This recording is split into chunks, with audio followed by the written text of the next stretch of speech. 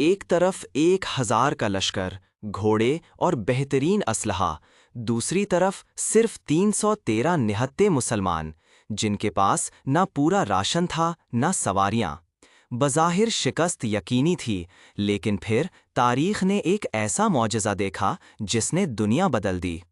پہلا سبق، توکل۔ جب اسباب ختم ہو جائیں تو وہاں سے اللہ کی مدد شروع ہوتی ہے۔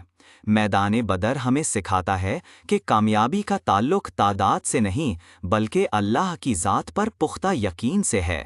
دوسرا سبق، مشاورت۔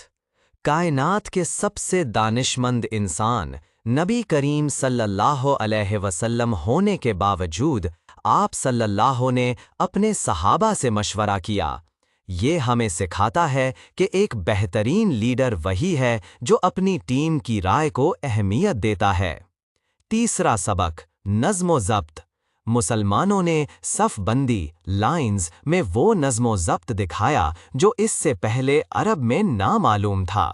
فتح تبھی ملتی ہے جب آپ کے مقصد میں ڈسپلن اور اتحاد ہو۔ چوتھا سبق، دعا۔